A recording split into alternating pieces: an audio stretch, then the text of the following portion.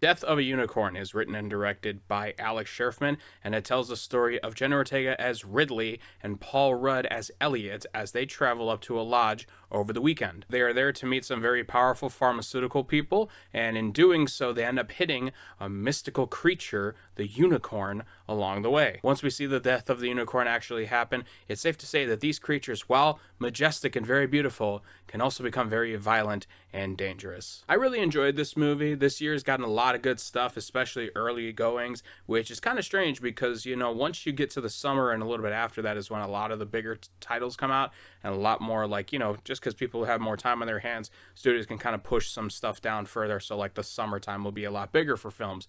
But this early slate of stuff has been really good, and this is just another example. I thought the cast was really, really good all around. Standouts obviously being Paul Rudd, who I liked him in the movie. I didn't love him in the movie, but I definitely did enjoy the performance that he was having. Jenna Ortega steals the show as always. She's just on a tirade in Hollywood right now. She feels very relatable. She feels like every sort of like teenager right now, especially the way that she looks and the way that she acts. I found her performance to be really good, but the standouts in this, because this is a dark comedy after all, are Anthony Carrigan and Will Poulter. These guys are fucking hilarious throughout the entire film. I absolutely adored both of them in any scene that they could possibly be in. One being more outwardly funny with the jokes and some of the one-liners that they say, while the other one being a little bit more of the physical kind of like comedy where he just looks at somebody and then turns away really quickly, that sort of stuff. So both of them were really, really great. I don't know if I could choose which one is my favorite performance out of the two of them, but they are definitely up there for my favorite for sure. And even good performances from Tia Leoni,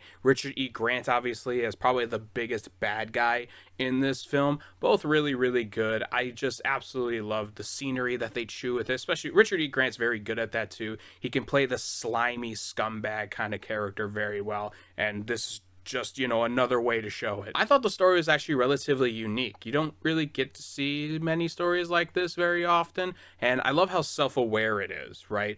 This isn't taking itself that seriously, it doesn't feel like, at least to me. When I was watching it, I was very much like, this is a dark comedy. They kind of know what, you know, this story is kind of entailing. In terms of, like, they're not going completely off the rails, but they're not going too far in the serious tone. It feels very balanced, for sure. I thought the effects on everything were really good. The unicorns themselves look pretty good, and they try to hide a little bit of the imperfections that are bound to happen with a lot of CGI, especially in the nighttime sort of stuff. But any of the puppetry that they do, and there is a few moments where you do see it, it really shines. It's really good. I would love for more studios to implement more practical effects because they just tend to look a bit better on screen. Obviously, they'll probably do some touch-up work with CGI like most people, I assume, would. But for the most part, puppetry looked really good.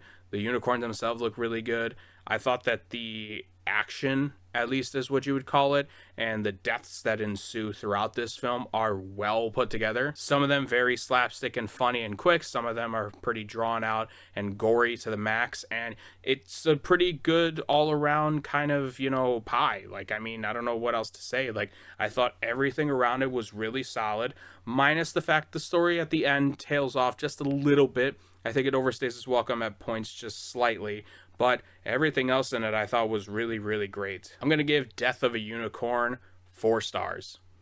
Thank you guys so much for watching. Look forward to more reviews very soon. Be sure to check out all the links down below for all the socials. We recently just did some TikToks for some of the Marvel announcements that happened recently, especially with that long cast for Doomsday, so I have my thoughts on there. Once again, thank you guys so much for watching. Keep those cinemas alive, and I will talk to you all next time.